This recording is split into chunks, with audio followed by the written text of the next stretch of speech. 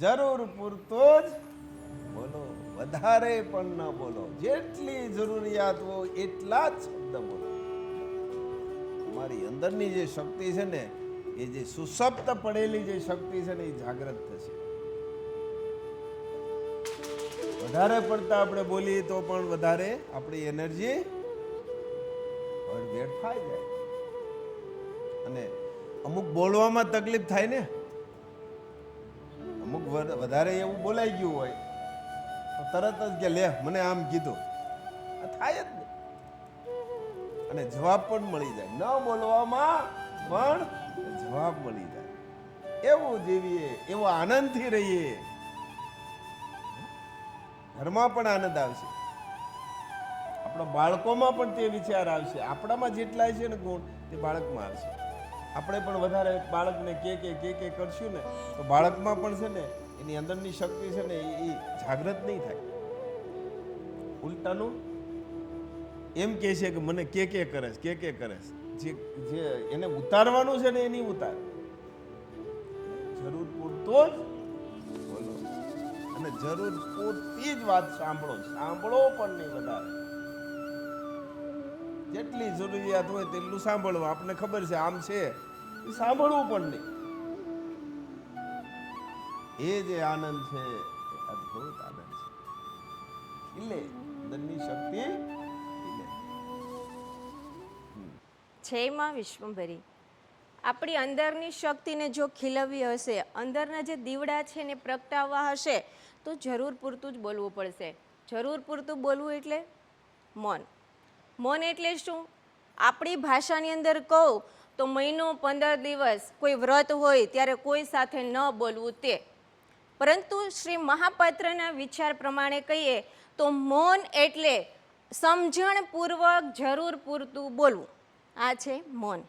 એક કવિએ સરસ મજાનું લખ્યું છે કે પોપટ કોયલ બોલ થોડો, પોપટ કોયલ બોલ થોડો પણ લાગે ભલો, વૃથા ગુમાવે બહુ બોલીને દેડકા. પોપટ અને કોયલ છે ને ઓછું બોલે પણ એ મીઠું બોલે. એના શબ્દ છે આપણે સાંભળવા ગમે, એ જે બોલે છે ને એ આપણે વારંવાર સાંભળવું ગમે. પણ આપણે જોઈએ છીએ અત્યારે વર્ષા ઋતુની અંદર આપણે વારંવાર બધી જગ્યાએ દેડકા જોવા મળે છે. આખો દિવસ ગળું ફૂલાવીને ડ્રાઉ ડ્રાઉ કરતા હોય છે. એની આ કર્કશ ભાષા આપને ગમતી નથી, આપને સાંભળવી નથી ગમતી. તો મનુષ્ય જીવની અંદર પણ આવું જ છે. ઘણા લોકો વારંવાર બોલીને પોતાનો સમય વેસ્ટ કરતા હોય છે, પોતાની એનર્જી વેસ્ટ કરે છે. અને ઘણા લોકો શાંતિથી અને સરસ મજાનું જોઈ તેટલું જ બોલે છે. આપણા એક કહેવત છે કે ન બોલવામાં 9 ગુણ. અને બીજી કહેવત એવી પણ છે કે બોલે તેના બોર વેચે. તો હવે આપણે એમાં કન્ફ્યુઝન છે કે બોલવું કે ન બોલવું. બોલે તેના બોર વેચાય છે અને ન બોલે તો એમાં 9 ગુણ છે. તો શું કરવું, બોલવું કે ન બોલવું? ત્યારે વારંવાર શ્રી મહાપાત્ર કહે છે, એના શબ્દ આપણે સાંભળીએ તો આપણે ખ્યાલ હોય કે આપણે હાજર છીએ છતાં એ કામ પૂરું થઈ જાય છે તો ત્યાં ન બોલવું, ત્યાં મૌન રહેવું. અને આપણે હાજર છીએ અને કે અધર્મ થાય છે, કે અસત્ય કાર્ય થાય છે, પ્રકૃતિને નુકસાન થાય છે, ગાયોનું કતલ થાય છે, આવી કોઈ ભ્રષ્ટાચાર થાય છે, ત્યાં આપણે અવશ્ય બોલવું જોઈએ. ગીતામાં પણ ભગવાન શ્રી કૃષ્ણ કીધું છે કે આવા જો અધર્મ કાર્ય થતા હોય ત્યાં આપણે મૌન રહીએ ને તો એ પણ એક પાપ છે. તો ત્યાં અવશ્ય બોલવું, જ્યાં જરૂર છે તેટલું જ આપણે બોલવું જોઈએ. એક સરસ મજાનું કે શબ્દ સંભાળ કે બોલીએ, શબ્દ સંભાળ કે બોલીએ, શબ્દ કો નહીં હાથ ઓર પાँव, એક શબ્દ ઘાવ દે ઓર દૂસરા કરે ઇલાજ. શબ્દ 2 પ્રકારના હોય, એક સારો શબ્દ પણ હોય અને એકબીજાને ખોટું લાગે એવો શબ્દ પણ હોય છે. તો એક શબ્દ છે એ દવાનું કામ કરે છે અને એક શબ્દ છે એ દર્દનું કાર્ય કરે છે. આપણે ઘણા બધાની ઘરે જતા હોય, કોઈ બીમાર હોય ને ખબર પૂછવા જઈએ ત્યારે એક સામાન્ય બીમારી હોય એ વ્યક્તિને, છતાં આપણે શું કહીએ કે અમારા બાજુવાળાને તો આવી મોટી બીમારી હતી, થોડાક દિવસ અઠવાડિયું પહેલાં જે ગુજરી ગયા. ઓલો બીમાર નથી, ઓછી બીમારી છે ને કોઈ નથી, સામાન્ય તાવ છે, છતાં એની બીમારીમાં વધારો થશે. કારણ કે આપણા શબ્દો. અને એ જ બીજી વ્યક્તિ છે ને બહુ મોટી બીમારી છે, કેન્સર છે કે અન્યથા કોઈ બીજી એને બીમારી છે, પણ ત્યાં જઈને આપણે આશ્વાસન આપીશું કે અમારા બાજુવાળાને તમારા જેવી જ બીમારી હતી પણ અઠવાડિયું પહેલાં એ સાજા થઈ ગયા, અત્યારે બહુ સારું છે ને. તો આ બીજો શબ્દ છે એ દવાનું કાર્ય કરે છે, ઈલાજનું કાર્ય કરે છે. તો શ્રી મહાપાત્ર એટલે તો વારંવાર આપણે કહે છે કે મૌન રહ્યો, મૌનમાં ખૂબ જ તાકાત છે. મૌન છે ને એ બ્રહ્મ છે, શબ્દમાં ખૂબ તાકાત છે, એ બ્રહ્મ છે. તો આપણે જ્યાં જરૂર છે તેટલું જ બોલીએ. આપણે દરેકે અનુભવ કર્યો છે, શ્રી મહાપાત્રે જ્યારથી આપણે મૌન આપ્યું છે ત્યારથી આપણે બધાએ અનુભવ કર્યો છે કે આપણે મૌન રહીએ છીએ તો આપણી અંદરની જે શક્તિ છે એ પણ જાગૃત થાય છે, ગુસ્સો પણ આવતો નથી. આ મૌનમાં ખૂબ તાકાત હોય, શબ્દમાં ખૂબ જ તાકાત હોય છે. તો જ્યાં જેટલી જરૂર છે એટલું જ બોલીએ અને હળીમળીને જે આપણા શબ્દ બીજાને સારા લાગે, એક દવા તરીકે ઉપયોગ થાય એ રીતે વાપરી અને આપણા કાર્ય કરતા રહીએ. જય મા વિશ્વંભરી. અમુક તમે શબ્દ છે ને એવો બોલશો ને સામેવાળાને આનંદ આવશે, અથવા છે ને એમાંથી પણ એવું માર્ગદર્શન પણ મળી જાય. પણ એવા શબ્દ બોલે સામેવાળાને આમ ક્રોધ સડે કે નહીં? હે, એકની એક વાણી છે ને, વાણી તો વાણી જ કહેવાય, પણ કેટલા શબ્દો ઉપર કેવડી તાકાત છે. એક શબ્દ એવો બોલશો ને માણસ શાંત થઈ જાય, ગમે એવું હોય છે ને આમ અફડા તડફડે હાલતું હોય છે ને શાંત થઈ જાય.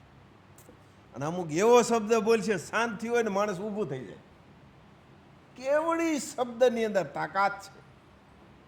પણ શબ્દ કેવી જગ્યાએ, કેવી રીતે, કેવી પરિસ્થિતિ, કેવો સમય, તે સમય મુજબ બોલવો જોઈએ. બોલાય પણ સમય પ્રમાણે.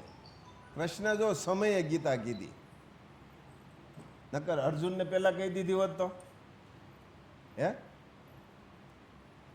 રણછોડ પેલા કહી દીધી, ન કીધી, જો સમયે કીધી. અને યુદ્ધ પણ સમયે થયું. જો રામ અને રાવણનું યુદ્ધ થયું તો રાવણ તો પહેલા પણ મળ્યો હતો એને, પણ સમય પ્રમાણે. સમય પહેલા જે કોઈ પણ વસ્તુ સમય પહેલા થતો નથી, સમય એ જ થાય. હા, ઘણી વખત તમે વ્યવહારિક વાત જુઓ, અમુક કાંઈ ન હોય ને સરસ મજાનું થઈ જાય, અને ઓલું હોય તોય પાછું સમય આવે તા નાશ પામે.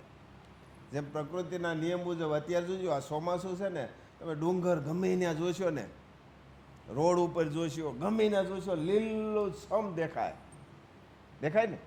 પણ જેવો ભાદરવો મહિનો આવે, જેવી દિવાળી આવે ત્યાં બધું પાછું હતું ને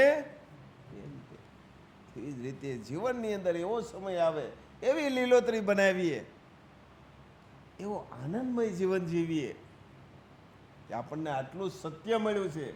આપણા માં કેવા, આવામાં જો આપણા ઘરે આવ્યા હોય, આનંદ હોવો જોઈએ. મારા ઘરે કોણ છે? વિશ્વ માતા, પરાશક્તિ, સૃષ્ટિનું સર્જન કરનારી. આમાં અંદરથી આમ ઉમળકો આવવો જોઈએ, અને ઉમળકો કાયમિક રહેવો જોઈએ. સત્યનો ઉમળકો કાયમિક રહેવો જોઈએ. જો ઉમળકો સત્યનો જરાક ડાઉન થાય તો અસત્યનો ઉમળકો આવે. સત્યના ઉમળકાને કદાપી એને નિશો થવા દેવો નહીં. આનંદ જ આવશે. એવું જીવો, જેવું આમે જીવવું છે ને આમે જીવવું છે એવું જીવીએ. મહાભારત છે, રામાયણ છે, આપણને કેટલું બતાવી જાય છે. એક એક પાત્ર જેની અંદર જે જે હતું એ સામે દેખાડે છે. એમાંથી પણ કેટલી પ્રેરણા જીવનમાં જોવા મળે. ભાઈઓ જતા ને સામે સામે. આજે આપણે પણ અમુક ઘટના ઘટે, ભાઈમાં જ ઘટે છે કે નહીં? સત્ય ને અસત્ય. આ તમે રામાયણમાં જુઓ તો ભાઈમાં વિભીષણ અને રાવણ જુઓ, હે, સુગ્રીવ અને વાલી, ભાઈમાં. શા માટે તમે ભેગા શા માટે થયા છો? કર્મના ઋણના બંધને તમે ભેગા થયા છો, અને કર્મના ઋણ બંધન પૂરા કરીને જુદા પડો. એવું જીવન જીવીએ. આનંદ આનંદ, અહીંયા આનંદ, ત્યાં પણ આનંદ, પાછા આવીએ તો પણ આનંદ. આનંદ આનંદ ને આનંદ. સારા, જય મા.